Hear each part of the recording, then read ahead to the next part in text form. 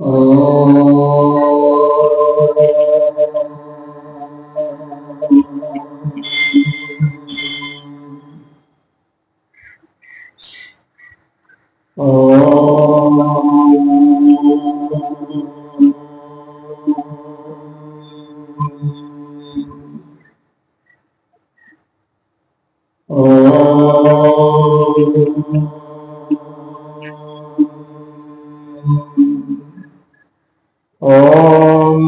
सहनावतु सहनो भुनक्तु सह वीर्यं करवावहै तेजस्विनावधीतमस्तु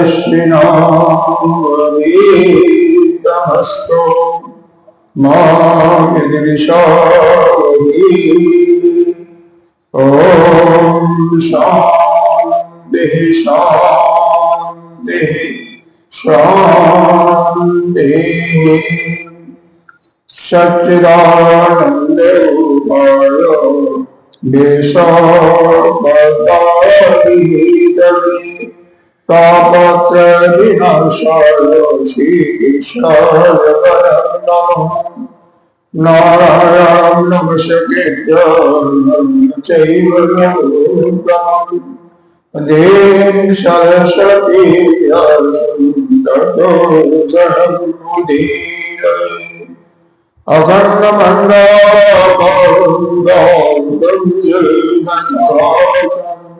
पदपदं दर्शितं येन तस्मै श्रीगुरवे नमः। अज्ञानतिमिरान्धस्य ज्ञानाञ्जनशलाकया चक्षुरुन्मीलितं येन तस्मै श्रीगुरवे नमः। गुरुर्ब्रह्मा गुरुर्विष्णुः गुरुर्देवो महेश्वरः गुरुर्साक्षात् परब्रह्म तस्मै श्रीगुरवे नमः। त्वमेव माता च पिता त्वमेव बन्धो च सखा त्वमेव हृदया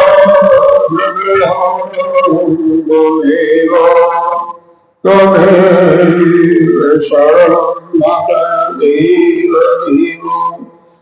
गजाननं भूतगणाधिसेवितं तपेतजम्बो भरतर्भक्षम् उमाशुकं शोकविनाशकारकं नमामि गणेशपदकं। अनंत श्री विभूषित 1008 श्री पंचायती महानिर्वाण पावा के वरिष्ठ श्रोत्रीय ब्रह्मनिष्ठ महामंडलेश्वर एवं उत्तर प्रदेश समाज के अध्यक्ष श्री गुरुदेव भगवान के चरणों में कोटि कोटि नमन बंधन। निर्वाणा पीठाधीश्वर 1008 श्री पंचायती महानिर्वाण पावा के वरिष्ठ आचार्य श्रोत्रीय ब्रह्मनिष्ठ महामंडलेश्वर एवं बीकानेर राजस्थान के राजगुरु स्वामी जी के चरणों में कोटि कोटि नमन बंधन। यहाँ के अधिष्ठान देव संतजन भक्तजन शरीर के अंतःकरण में विराजमान आत्मस्वरूप परमात्मा को नमन करते हैं। गीता जी का ध्यान। ओम आर्धाय प्रतिबोधितां भगवता नारायणेन स्वयं व्यासेन गदितां पुराणमुनिना मध्ये महाभारतम् अद्वैतामृतवर्षिणी भगवतीम् अष्टादशाध्यायिनीम्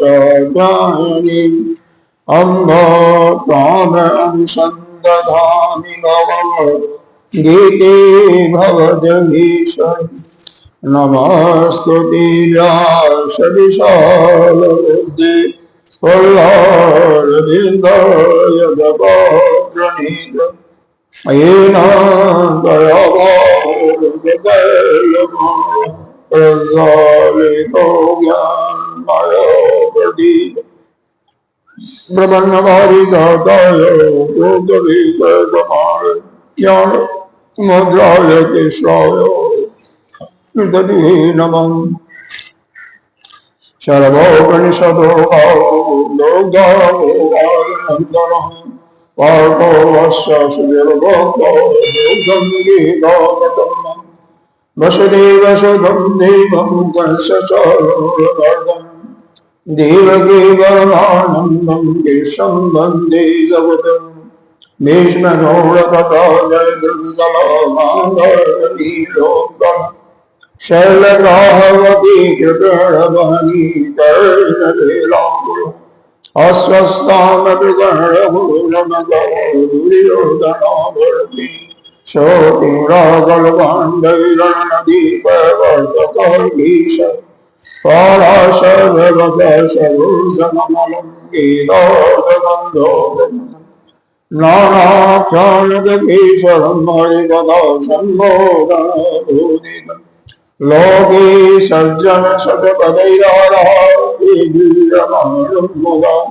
भूया भारत पंकजं कलिमलप्रदर्शिना श्रेयसि मोकं करोति वाचालं पङ्गुलङ्घयति जगद्वातमं वन्दे परमानन्दमाधवम् यं ब्रह्मा वरुणेन्द्ररुद्रमरुतः अस्तवन्ददीर्घैः अस्त्वं वेदैशाङ्गपदप्रमोपनिषदे गायन्ति यमशानम् जानायवस्थितगतिगतेन मनसां पश्यन्ति यमयोगिनो शान्तं लभदोषुरसुरवा देवाय तस्मै नमः देवाय तस्मै नमः।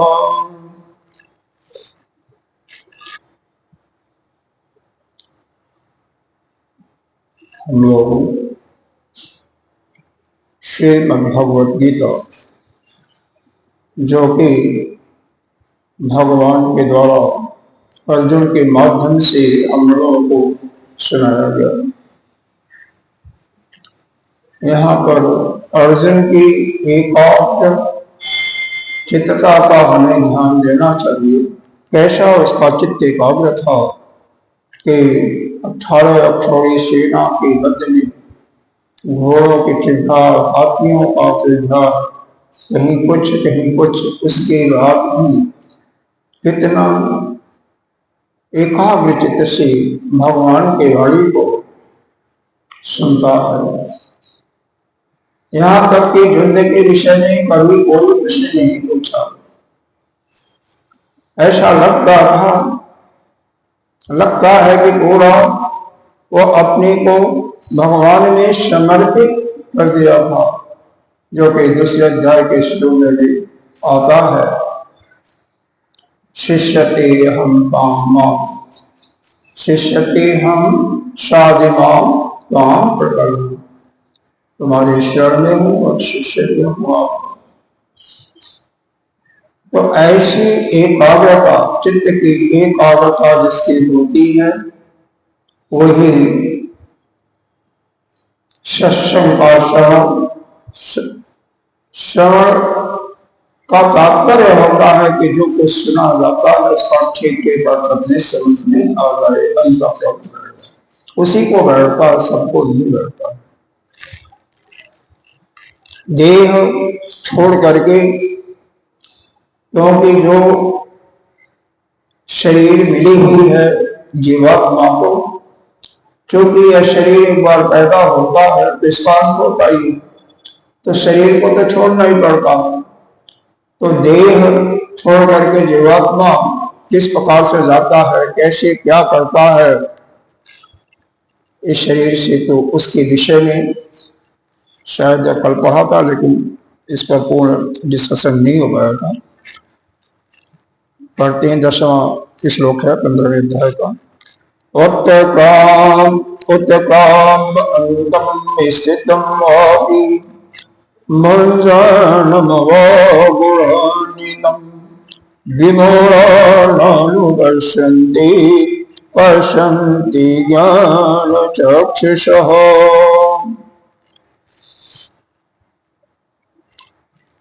कुछ शब्द ऐसे हैं जिसका भाष्य भगवान ने, भाष्यकार यानी आदिगुरु शंकराचार्य जी ने हमें विशेष रूप से बताया है। जैसे एक गुणान्वितम शब्द आया है, उत्क्रामांतम का मतलब तो परित्यज्यम, शरीर को छोड़ करके, स्थितम का मतलब स्थित, उसमें तो कोई बात नहीं, तिष्ठन तो, मंजानम का मतलब भोग करना, क्योंकि शब्दों का अर्थ ठीक ठीक आ जाए तो फिर बाकी अर्थ आसान हो जाता है। गुणान्वितम का अर्थ यहाँ पर बताया गया है सुख दुख मोहाख्यई गुणई अन्यतम अनुगतम सयुक्तम इति अर्थ एवं भूतम। मतलब जो प्रकृति के 3 गुण हैं, उन गुणों के माध्यम से, उन गुणों का सेवन करते हुए यह जो जीव है सुख दुख मोह अन्वेतम, यह आदि गुणों से युक्त होकर के अनुगतम, अनुगतम का मतलब उसी के भरपूर होगा, उसके साथ मिल चुका है, संयुक्तम उससे संयुक्त भी हो गया है। यानी इस प्रकार से वह अपि एक शब्द आया है तो उसका अर्थ दिया एनम अत्यंत दर्शन गोचर प्राप्तम, मतलब वह इस प्रकार से अत्यंत दर्शन गोचर करते हुए भी, ऐसा शब्द है। विमूढ़ा का अर्थ यह है, सीधी भाषा में सरल भाषा में जान सकते हैं, जो मूढ़ है। मूढ़ का मतलब जो न तो स्वयं जानकारी रखता है, स्वयं तो ज्ञान है ही नहीं, और दूसरों के ज्ञान को धारण नहीं करता, उनके ज्ञान का मानता नहीं है, पालन नहीं करता। विमूढ़ विशेष प्रकार से।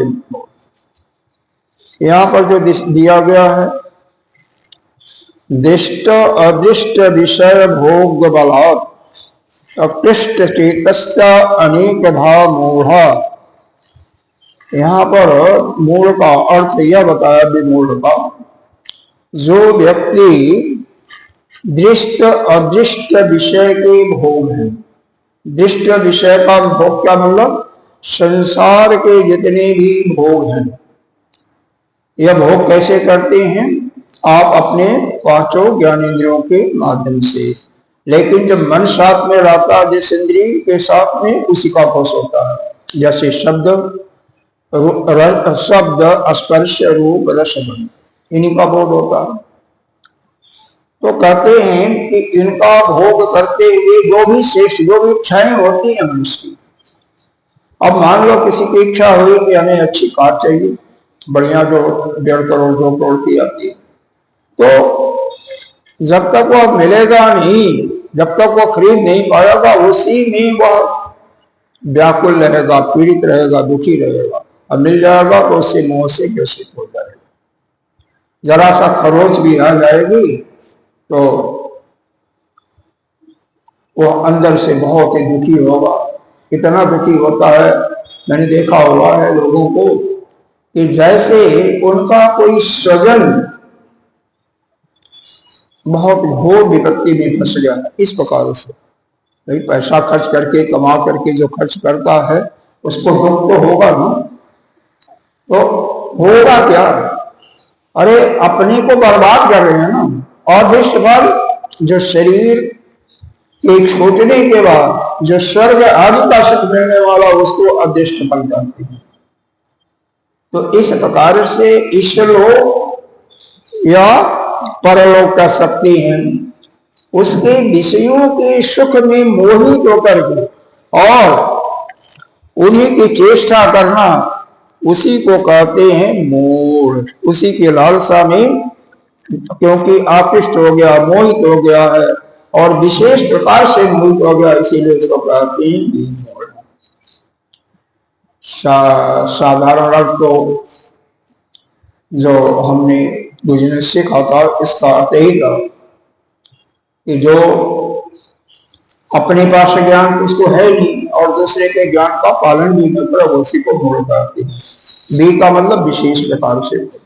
लेकिन इस संदर्भ में, इस प्रकरण में यह जो श्लोक कहा गया है, इसके प्रकरण में बी मूढ़ का अर्थ यह होता है कि संसार के जितने विषयों के सुख हैं उसको दिष्ट कहा गया, और जो शरीर को छोड़ने के बाद स्वर्ग आदि के सुख हैं उसको अदृष्ट कहा गया। तो यह इस लोक के और परलोक की विषयों की भोगने की जो उसकी लालसा होती है, और उस लालसा के बल से वह चित्त उसका आकृष्ट हुआ, मोहित हो रहा है, विशेष प्रकार से मोहित हो रहा है, उसी को कहते हैं देव। यह शंकराचार्य जी का लिखा हुआ। अरे देखो, राजा बलि ने केवल इंद्र के पदवी को प्राप्त करने के लिए 99 यज्ञ जब कर रहा था तब भगवान बाबा को में आए थे। तो यह जो लालसा होती है ना कि मैं यह बन जाऊंगा तो मैं सुखी हो जाऊंगा, मेरे को सब कुछ मिलेगा, तो यही लालसा से मोहित हो जाता है व्यक्ति। वो भी तो यकीन, और उसमें जीवन भर अपना लगा देता है। भाई यज्ञ करना आसान नहीं है ना, यज्ञ करने के लिए तो पैसे भी चाहिए, पैसा कमाना पड़ेगा, तब जा करके करो। तो इसी प्रकार से चाहे वह अदृष्ट फल हो, अदृष्ट सुख की प्राप्ति हो, या दृष्ट के इस संसार में, चाहे बढ़िया बढ़िया किसी को रोज खाना चाहिए, किसी को रोज बढ़िया आदत पड़ गई है कि बढ़िया बढ़िया फिल्मी गाने सुनना, तो भाई उसके लिए तो पैसे भी खर्च करने पड़ेंगे, समय भी खर्च करने पड़ेंगे। तो यह अपने इंद्रियों के वश में इतना आकर्षण होता है विषयों का उन गुणों के माध्यम से कि उससे विशेष प्रकार से मोहित हो जाता है। उसी को कहते हैं या विमूढ़ा। अनुपश्यंती एक शब्द आया है, इसका मतलब पीछे से देखना होता है ना, पश्चित माने देखना, और अनुमाने पीछे से बारंबार कर सकते हैं। तो इसका है अहो कष्टम वर्तते इति अनुक्रोशति च भगवान। यहाँ भगवान ने कहा कि बड़े दुख की बात है, इस प्रकार करुणा करने के लिए यह कह रहे हैं। करुणा कर रहे हैं किस पर? जो अपनी इन प्रकृति के गुणों के कारण उन गुणों के विषयों में मोहित हो गए हैं विशेष प्रकार के, उन्हीं के लिए, चाहे यह इस लोक का सुख हो चाहे उस लोक का, उन्हीं के लिए करुणा प्रकट करने के लिए भगवान यहाँ पर कह रहे हैं। बहुत ही आश्चर्य की बात है और उनके लिए यह करुणा कर रहे हैं। अगले लाइन का तो बाद में देखेंगे, पहले इसको हम या इसको भी देख लेते हैं। जे तो पुनः प्रमाण जनित ज्ञान चक्षुष ते एनम पश्यन्ति ज्ञान चक्षुष वियुक्त दृष्टि इत्यर्थ। ज्ञान चक्षुष की बात आया है, तो ज्ञान चक्षुष उसको कहते हैं जो विद्वान होता है। विद्वान का मतलब विचारशील होता है, जिसके अंदर यह बोध हो गया है कि यह जो संसार के विषय हैं यह अनित्य है, यह काल्पनिक है, यह हमारे लिए जैसे मृत्तिका का जल है वैसे ही है, इसमें कोई रस नहीं है। ऐसे लोगों, ऐसे जिसके विचार हैं, कैसे होता है? ज्ञान प्राप्ति के बाद ही होता है। चाहे परोक्ष ज्ञान होगा तो भी कुछ तो धीरे धीरे अपरोक्ष हो ही जाएगा, लेकिन जिनको यह पूरा पूरा शास्त्रों का अध्ययन करके सत्संग सुन करके दृढ़ भाव आ गया है कि नहीं, यह संसार तो है ही नहीं है, यह तो मात्र भाषित सत्ता है, यह उसी अधिष्ठान ब्रह्म पर ही अध्यस्त है। और ऐसा जिसके चित्त में बैठ गया उसके लिए संसार तो बेकार है। तो इसका विषयों का जो सुख है ज्ञानेंद्रियों का के माध्यम से जो प्राप्त करते हैं उसके लिए तो बिल्कुल बेकार हो गया ना, वृथा हो गया है? तो ऐसा तो उत्क्रमांतम स्थिति वह भी। अब अर्थ को देखें समझें। जब शरीर को छोड़ करके कोई उत्क्रांत माने जाता है, इसको परित्यज करता है, छोड़ करके जाता है, स्थित शरीर को छोड़ करके जाता है, स्थित या पहले से उसमें शरीर में स्थित रहते हुए है, भोग करता है, शरीर में स्थित रहते हुए भोगों को भोग करता है, या जब जाने की तैयारी करता है वह गुणान्वितम, या यह जितने भी भोग हैं चाहे शब्द स्पर्श रूप रस गंध, उसका भोग करते हुए सुख दुख मोह आदि जैसे बढ़ाया गया है, इस लोक के सुख भोग और उस लोक के सुख, उसी में इतना उसका आकर्षण हो गया है कि आकर्षण के कारण विशेष प्रकार से मोहित हो गया। समझने कुछ आ रहा है? चाहे वह शरीर को जाते हुए छोड़ करके जाते हुए, चाहे इसमें रह करके भोग करते हुए, या प्रकृति के गुणों के माध्यम से विमोढ़ा नानुपश्यन्ति, मतलब इतना मोहित हो जाता है कि नहीं यह भोग हमें करना ही है, प्राप्त करना ही है। और वह क्या है? यही शब्द रस स्पर्श रूप रस गंध ही है। शब्द स्पर्श रूप रस गंध इन्हीं के विषयों का भोग है। कई संतों कहते हैं इसमें ये चीज और जोड़ देना चाहिए कि जो जनेन्द्रीय का सुख है कर्मेंद्रीय है, लेकिन उसके भी सुख के पीछे ज्यादा लोग दीवाने हैं।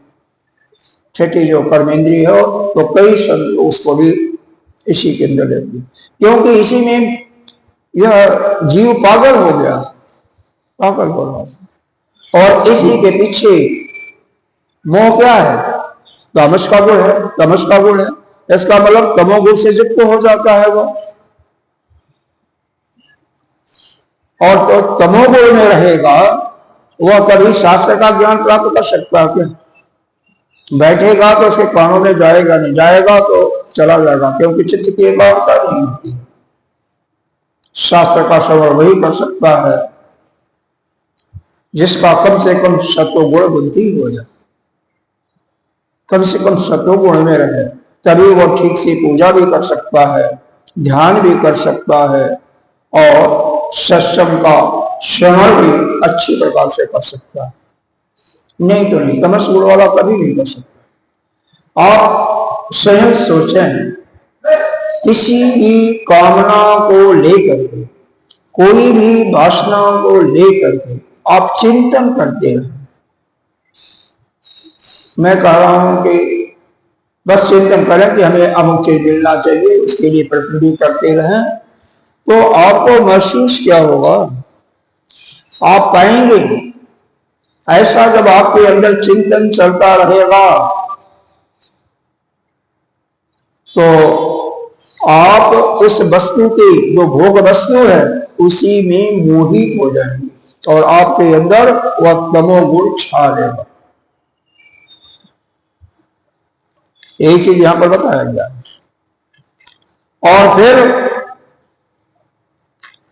इसमें कितना कष्ट होता है, भगवान यही सोच करके करुणा करने की बातें कह रहे हैं कि इतना कष्ट सहता हुआ यह हमारा जो अंश है जीव, इन विषयों के सुखों में क्यों मोहित होता है, जबकि इतने बड़े बड़े दुख हैं। और उससे बढ़ करके कभी इस संसार सागर से पार होने का कोई प्रश्न नहीं उठता। जब इस संसार सागर से जिसको भी पार करना है, पहले तो विषयों के सुख को बिल्कुल त्यागना ही पड़ेगा। जितनी भी अपने अंदर की वासना है छोटी मोटी, सबको क्या करना पड़ेगा, एक एक करके निकालना पड़ेगा। जब विषय की वासनाएं निकलेंगी तभी तो संसार से वैराग्य होगा। मन में इच्छा रहते हुए कोई चाहे कि हम संसार से वैराग्य प्राप्त कर लूं, तो यह संभव नहीं।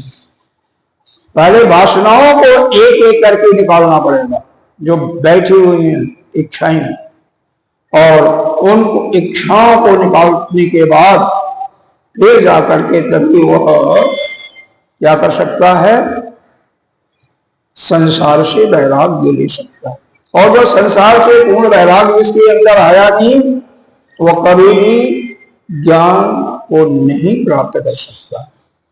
ज्ञान को प्राप्त करने के लिए या मोक्ष को प्राप्त करने के लिए, उस परम पद को प्राप्त करने के लिए यह अत्यंत आवश्यक है।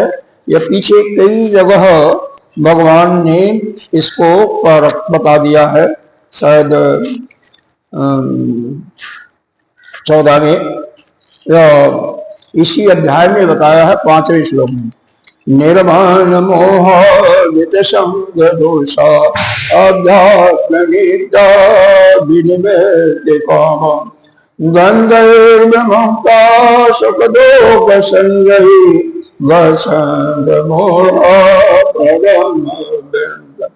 उस परम पद को प्राप्त जो कौन करेगा, उसके लिए कुछ शर्तें लगाई गई हैं। उसमें से एक शर्त यही है, विनिवृत्त काम, जितनी भी कामनाएं हैं उससे भली भांति मुक्त हो जाए। जरा सा भी इच्छा नहीं होनी चाहिए कामनाओं की वासना। बहुत कामनाएं जो है, अरे पता नहीं किसको कब गिरा दें।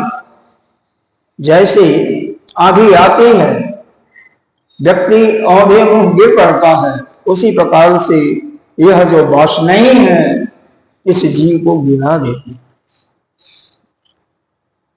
इसमें निर्माण मोह, बाकी शब्दों का दोबारा करने की नहीं, फिर भी आदत में निर्माण, निहमान, मान और मोह से रहे, आसक्ति से भी रहे, नित्य निरंतर सत्संग का श्रवण, भगवान का ध्यान, पूजा अर्चन यानी अध्यात्म का चिंतन, द्वंद्व से भी रहित, ऐसा जो होगा अमोघ व्यक्ति यानी विद्वान, वही परम पद को प्राप्त करेगा।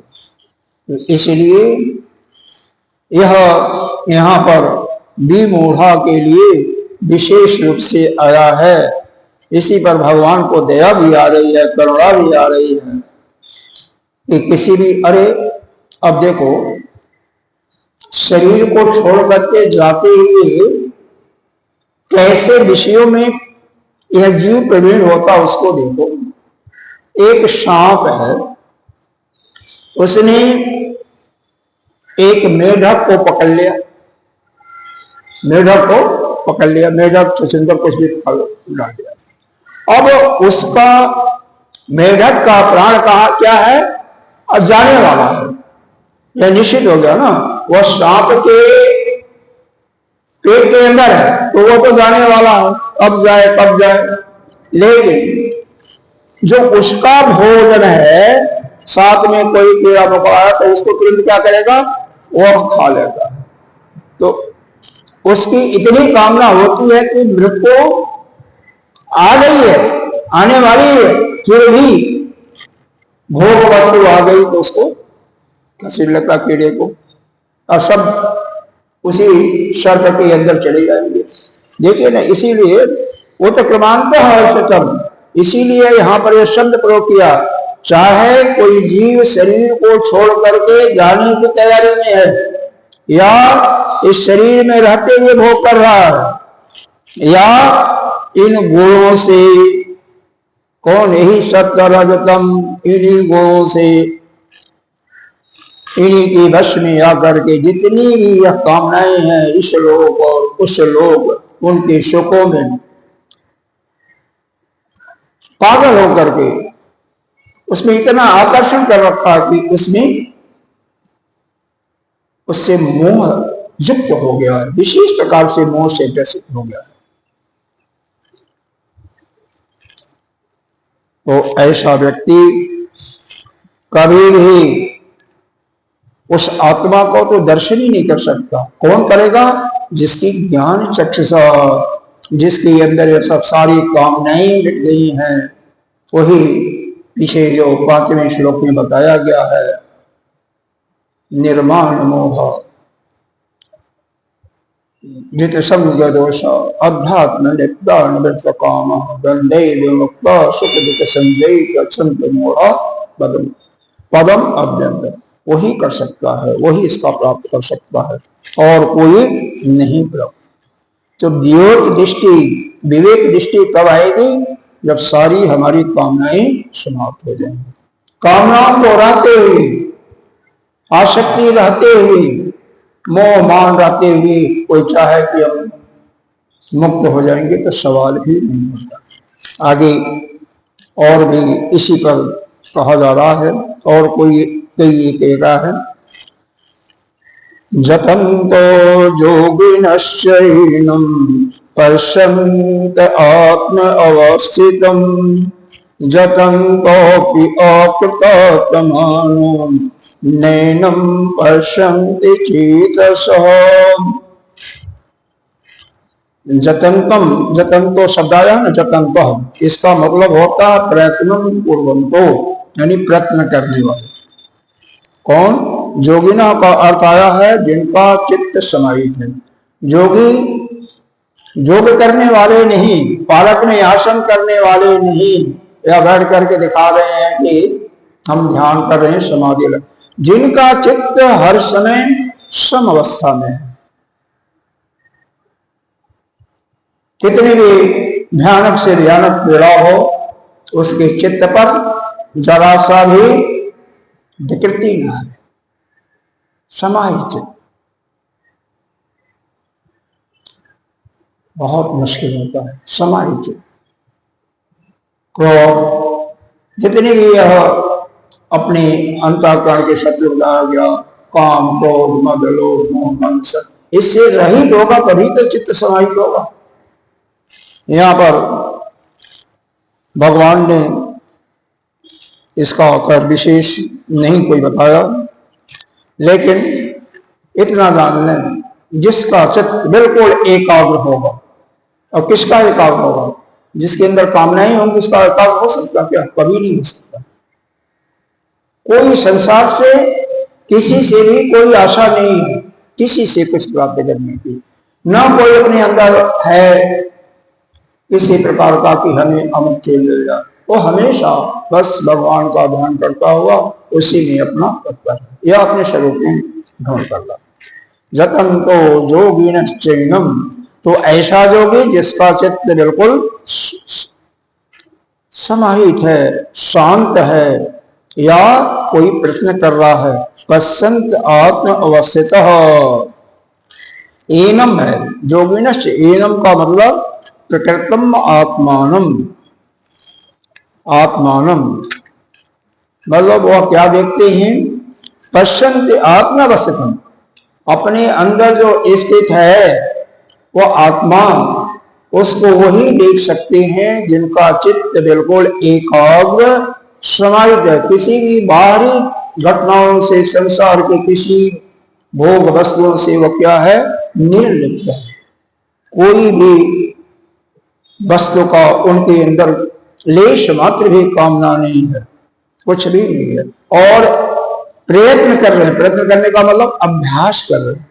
अभ्यास यह सब, पहले कामना को निकाला, फिर इस राइट डायरेक्शन में, मतलब इस डायरेक्शन में, इस दिशा में, कि अपने आत्मा को देखने के लिए। क्यों? उसके लिए क्या प्रयत्न करना पड़ेगा?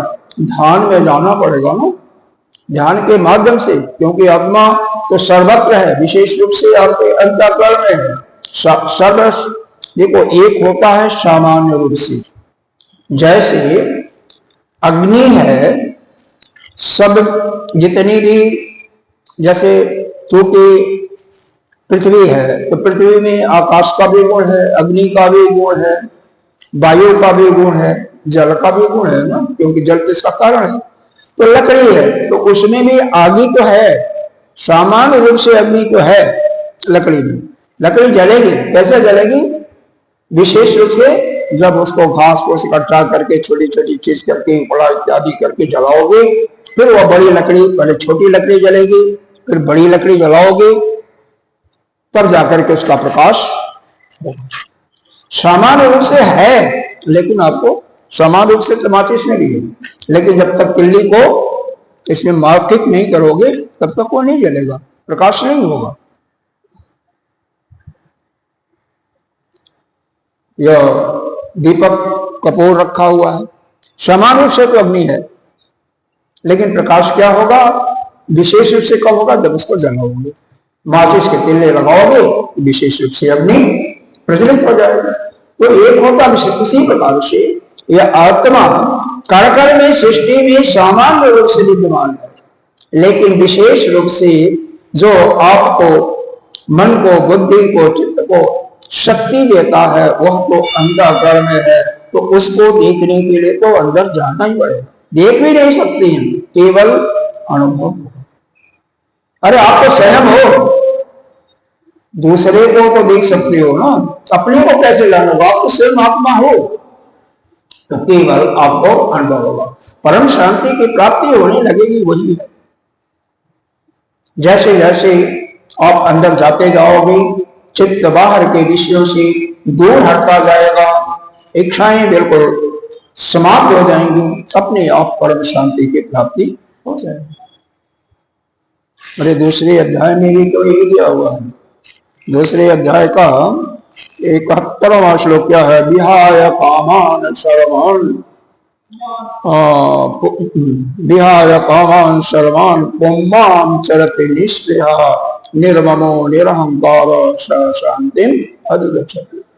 तो भैया कामना तो निकालना ही पड़ेगा। जगह जगह भगवान ने जब इसको वर्णन किया है कि यह चीज छोड़ो, तो निश्चित रूप से कई बार का तो 12वें अध्याय में भी किया हुआ है। 12वें अध्याय का 12वां श्लोक देखिएगा, वहां भी ऐसे ही किया है। क्या किया है 12वें अध्याय में? 12वें श्लोक में क्या कहा? श्रेयो ही ज्ञानम अभ्यास अभ्यास अभ्यासान ध्यान अभ्यास, श्रेयो ही ज्ञानम अभ्यास ज्ञानात ध्यानान विशिष्यते ध्यानात कर्म फल त्यागम और त्यागेन शांति अनंतरम। तो त्याग से ही शांति मिलती है। जगह जगह जब भगवान ने इसका वर्णन किया है तो इसका मतलब इस पर विशेष प्रयत्न करके इसको निकालना पड़ेगा। त्याग ही से सब कुछ हो सकता है, बिना त्याग के भी किसी को कुछ प्राप्त नहीं होता। त्याग ही मूल चीज है। कच्छ बृहस्पति का पुत्र था, जब देवयानी शुक्राचार्य की पुत्री थी, उसको प्रेम करती थी, वहां पर अमृत संजीवनी विद्या सीखने के लिए गया था। सब कुछ विद्या भी बड़े मुश्किल प्रयत्न से जीता, प्राप्त किया। देवयानी के कहने पर भी प्रार्थना किया था अपने पिता से। लेकिन अब इसलिए मैं बता रहा हूं, यह विषय का जो आकर्षण होता है ना, जिसमें यह जीव पागल हो जाता है, मोह से ग्रसित हो जाता है, उसको देखो। अब वह देवानी उस विषय के सुख को प्राप्त करने के लिए किससे? वह कच्छ से, बृहस्पति का जो पुत्र था, इतना मोहित हो गई कि उसके साथ शादी करना के अलावा कुछ दिखाई नहीं पड़ता था। वह कच्छ विद्वान, मैं गुरु की पुत्री से कैसे शादी कर सकता हूं? क्या तुम सोच रही हो? मैंने शादी कर लिया तो ठीक है। लड़की बोलती है मैं तुम्हें श्राप देती हूं, तुझे विद्या सीखा है वो अभी यहीं पर तुम्हारा उगल जाए, यानी विद्या शांत हो जाए। कोई बात नहीं, ऐसा ज्ञान हो कि यह संसार का सुख जो है केवल आकर्षण मात्र है, असत्य है, भाषिक है, उसको तो बिल्कुल नहीं लगाना। नहीं तो विद्या का सुख को छोड़कर उसको शादी भी कर लेता, डबल फायदे हो रहे थे। नहीं, तो उसके अंदर उसकी ज्ञान चक्षु खुली हुई है। और बाद में पिताजी के कहने से तपस्या करता है, एक एक चीज करके सब कुछ छोड़ देता है। यहाँ तक कि लंगोटी भी क्या कर देता है, बिल्कुल निर्वस्त्र, झुग्गी झोपड़ी सब कुछ छोड़ देता है, कमंडल सब कुछ त्याग देता है। अंत में पूर्ण शांति कभी भी नहीं मिलती है। कब मिलती है? जब पुनः बृहस्पति आते हैं। कहता है पिताजी आप जाइएगा मत अभी, कुछ देर रुके। क्या? कहां तक तुम्हारा प्रोग्रेस हो? अच्छा प्रोग्रेस है, लेकिन पूर्ण रूप से अभी नहीं है। तो उन्होंने कहा कि अब मेरे पास कुछ है भी नहीं, मैं किसको त्यागूं? सब कुछ तो त्याग दिया। उन्होंने कहा सब कुछ त्याग दिया बेटे, लेकिन तूने अहम को नहीं त्यागा ना, जो तेरे अंदर है, मैं मेरा। जब तक तो इसको नहीं त्यागेगा तब तक तो उस परम सुख को कैसे प्राप्त करेगा? उसी समय वह जैसे उसके अंदर से अहम भाव की निवृत्ति होती है, वैसे समाधि लग जाती है, अखंड समाधि।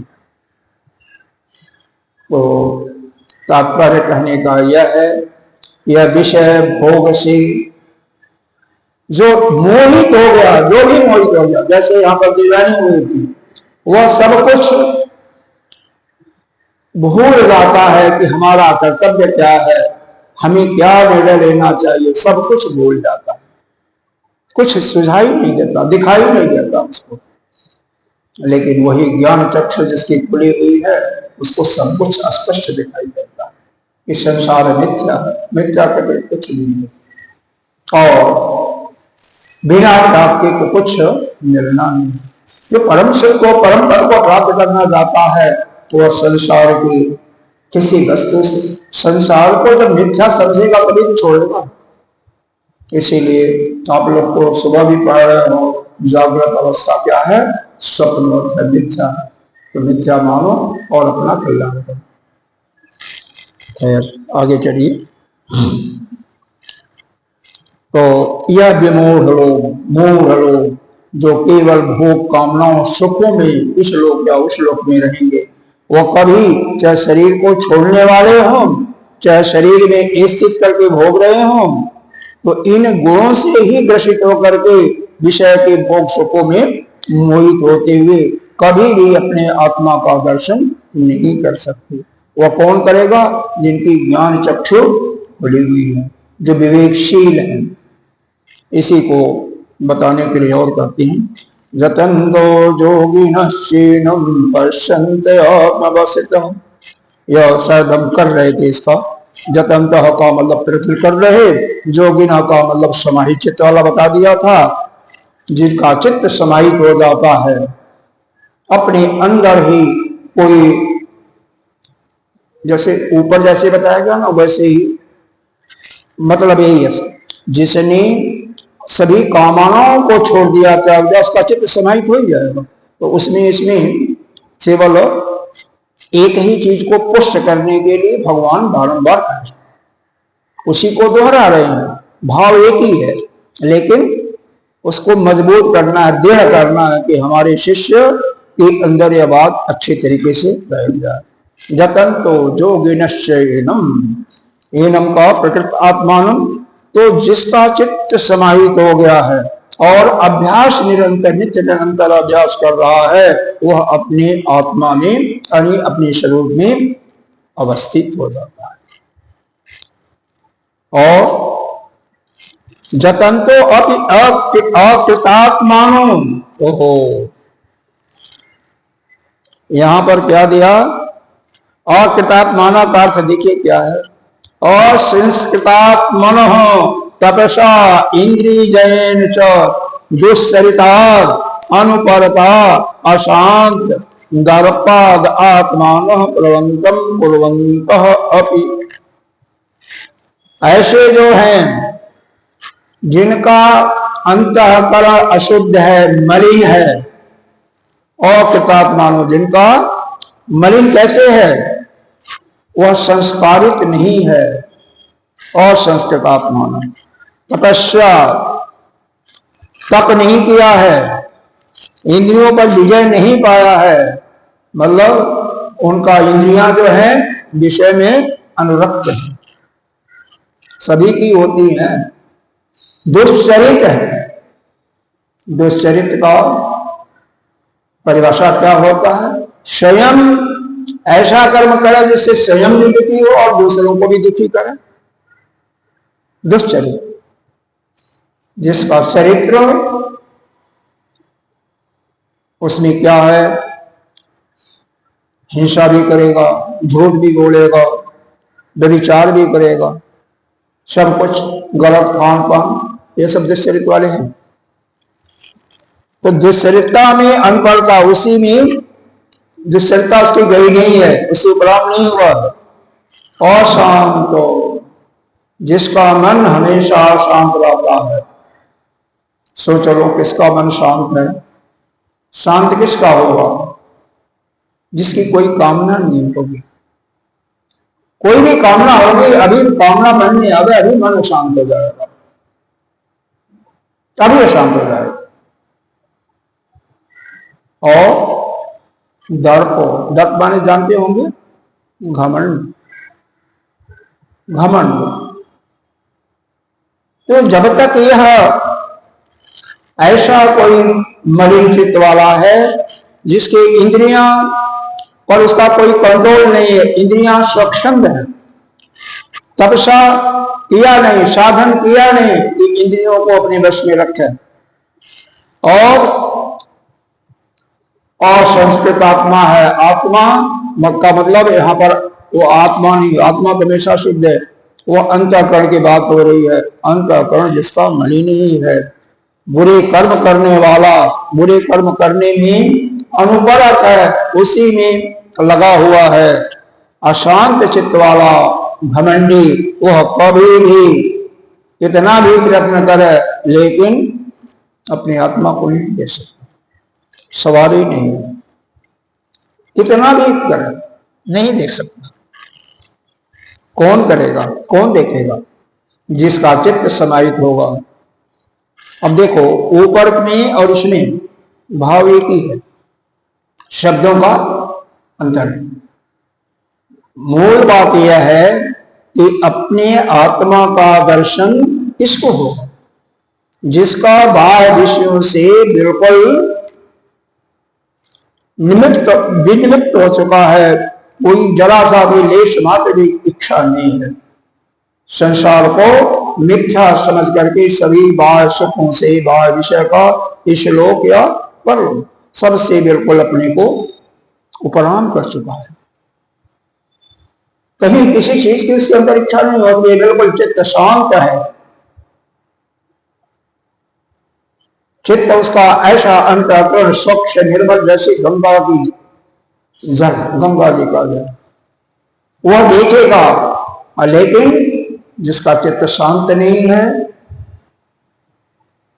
जो विषय में भोग में रमा हुआ है, इंद्रियों पर कोई कंट्रोल नहीं किया, तपस्या ऐसा नहीं किया कि इंद्रियों को कंट्रोल कर सके, स्वच्छंद हो गई है, दुष्चरित्र है, घमंडी है, अशांत मन वाला है, वो कितना भी प्रयत्न करे कभी भी अपनी आत्मा का अनुभव नहीं कर सकता। समझ में बात आ रही है? हाँ महाराज जी, समझ में आ रही है ना? बहुत सीधा साधा है। एक तरफ संसार है, आपकी इच्छाएं हैं, कामनाएं हैं, और एक तरफ परमात्मा। उधर से बिल्कुल नाता तोड़ो, इधर आ जाओ, बस हो गया कल्याण। बस जैसे नदी है, इस पार और उस पार, इस पार मान लो परमात्मा, उस पार संसार, बस वहां पे नदी हमने कह दिया एक लाइन है, बस बॉर्डर। अध्यात्म कौरव या गृहस्थ, संसार। इसीलिए उनको संसारी कहते हैं ना, गृहस्थों को संसारी, जो संसार में ही ऊंचा बचे, संसार ही जिसको उसी में सुख दिखाई दे रहा है और कुछ नहीं दिखाई दे रहा, वही संसारी। तो कितना सुंदर किया, जतन तो जोगिनश्च एनम, वही योगी जिनका चित्त बिल्कुल शांत है, समाहित है, एकाग्र है। पश्यन्ति आत्म अवस्थित, वह वही अपने आत्म स्वरूप में स्थित होकर के अपने आत्मा का अनुभव करता है। लेकिन जतन तो कितना भी प्रयत्न करे, जिसका अंतःकरण मलिन है, वह उसकी इंद्रियां सक्षम है, उन पर कोई कंट्रोल नहीं है, दुष्चरित्र है, गलत काम करने वाला है, घमंडी है, अशांत चित्त वाला है, कितना भी परिश्रम करे तो उसको अपने आत्मा का अनुभव नहीं होगा। जब संसार को छोड़ेगा, एक लाइन में कहना चाहें, जो संसार से पूर्ण रूप से विरक्त हो जाएगा, उसी को उस परमात्मा का दर्शन होगा। क्योंकि उसके आशाएं साथ जितनी इच्छाएं हैं सब समाप्त हो जाएंगी। संसार को जिसने मिथ्या समझ लिया, बस मिथ्या समझने की देर है, संसार कल्पित मात्र है। जैसे ही अंदर यह दृढ़ता हो जाएगी, वैसे ही सारे इसके सारे भोग वासनाएं सब क्या हो जाएंगी, उससे मन उसका उत्क्रांत कर जाएगा, यानी उससे बिल्कुल अलग हो जाएगा। अब अगले 4 श्लोक जो हैं, इसमें भगवान की विभूतियों का वर्णन किया गया है, क्योंकि भगवान का मुख्य प्रयोजन है यह जीव मेरा ही अंश है, ऐसा हम उसको ज्ञान दें जिसके माध्यम से वह मेरे को ठीक ठीक समझे और संसार को मिथ्या समझ करके मेरे शरण में, और कुछ नहीं। अरे आप लोग भी तो, हम लोग भी तो यही करते हैं, व्यवहार में तो यही करते हैं। भाई कोई है भगत तो मेरे पास आए, यही करते हैं ना, यही है कि मेरे पास आए, मेरे से उसका प्रयोजन सिद्ध हो। लेकिन भगवान भी यही कर रहे हैं। लेकिन भगवान किस लिए कर रहे हैं? उनका अपना कोई प्रयोजन नहीं है, दूसरे के कल्याण करने का ही प्रयोजन है, और हम लोग अपना प्रयोजन सिद्ध देखते हैं, यही अंतर है। अगर जो अपना प्रयोजन देखेगा कि हमारा यह काम बनेगा, अमुक से मित्रता करके, अमुक से अपना बना करके, तो फिर आपका कल्याण नहीं होगा। उसके कल्याण के लिए निस्वार्थ भाव से करते थे। परमात्मा का कोई अपना प्रयोजन नहीं, उस जीव के कल्याण के लिए, जो लाखों लाखों जोनियों में घूमता फिरता मनुष्य जोनि में आया। इसीलिए तो भगवान का ने गीता जी का उपदेश दिया। 575 श्लोकों में ज्ञान की बातें दी, 700 में से भगवान की आगे आइए संगति है। ये 4 श्लोक शुरू होंगे, उसके पहले संगति है। जत पदम सर्वस्व अवभाषकम अपि अग्नि आदित्य आदिकम ज्योति न अवभाषयति। सबको प्रकाशित करने वाला क्या है? अग्नि है, सूर्य है, चंद्रमा का नाम नहीं है, आप लगा लीजिए चंद्रमा आदि, यह सभी ज्योतियां सबको प्रकाशित करती हैं, लेकिन उस परम पद को प्रकाशित नहीं कर सकती। क्यों? परम पद को क्यों नहीं प्रकाशित कर सकती? क्योंकि उसी के शक्ति से तो प्रकाशित करती हैं। आगे दिया जाएगा।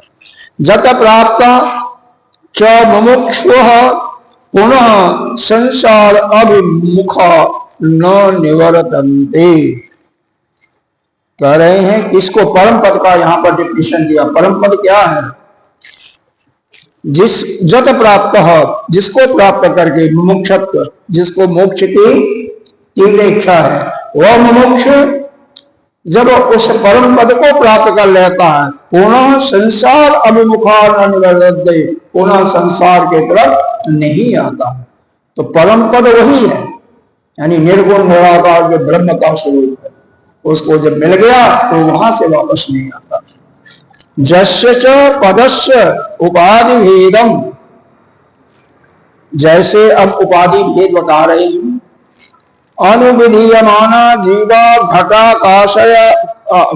आकाशादय इव आकाश, घट के अंदर आकाश जो है वह किसका अंश है?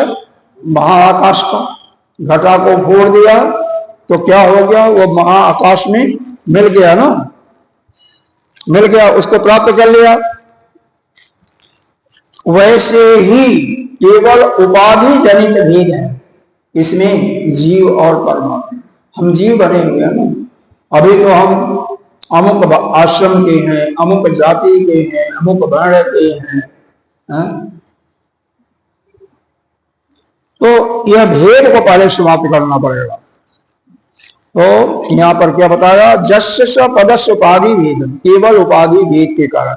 वैसे उपाधि को हटा दीजिए, क्योंकि हमारे अंदर क्या है? अविद्या प्लस चैतन्यता, चेतन शक्ति प्लस हम अविद्या से ग्रसित हैं, इसलिए क्या बन गए जी। और वह ईश्वर क्या है? ये बीच में सगुण निराकार, चैतन्यता उसके अंदर भी है, लेकिन माया है साथ में, अविद्या नहीं है। अविद्या से रहित है, लेकिन माया को धारण किया हुआ, माया शक्ति को। तो उसके अंदर से माया निकाल दीजिए, ईश्वर के अंदर से माया मानस कर दीजिए, और अपने जीव के अंदर से अविद्या मानस कर दीजिए, तो क्या हो जाएगा? वह चैतन्य शक्ति हो जाएगा, वही परब्रह्म हो जाएगा। तो इसलिए आप चूंकि जीव के रूप में हैं, तो आपको क्या करना है? केवल अविद्या को नष्ट करना। संसार सृष्टि जो कुछ दिखाई दे रहा है, प्रपंच सब मिथ्या है, बस इसी को समझना, बस हो जाएगा। इसको मिथ्या हो जाएगा, किसी भोग वस्तु में कोई आपका आकर्षण नहीं होगा। तो तस्य पदस्य सर्वात्म सर्वव्यवहारा स्पंदत्वम च विपक्षो। तो उस परम पद जो है कैसा है? सर्वात्मता है, समस्त व्यवहार का आधारत्व, उसी को बताने की इच्छा से कि वह जो अधिष्ठान स्वरूप का ब्रह्म है, वह सभी का अधिष्ठान है, सर्वात्मा है, सभी का आत्मा भी वही है। जितना भी व्यवहार करते हो, आपको व्यवहार करते ही मतलब दिखाई देता है, सब उसी पर कल्पित है, उसी पर भाषित है। तो इसी की इच्छा से भगवान आगे 4 श्लोकों में उस परम पद का वर्णन करेंगे। उसकी विभूतियां जो है, जैसे 11वें अध्याय में किया गया है, 10वें में किया गया, 11वें में तो उनका विराट स्वरूप का वर्णन किया गया, 10वें अध्याय में तो उस विभूतियों का वर्णन किया गया है। ओम पूर्णमिदः पूर्णमिदं पूर्णस्य मुच्यते पूर्णस्य पूर्णमादाय पूर्णमेवावशिष्यते। ओम शांति शांति शांति।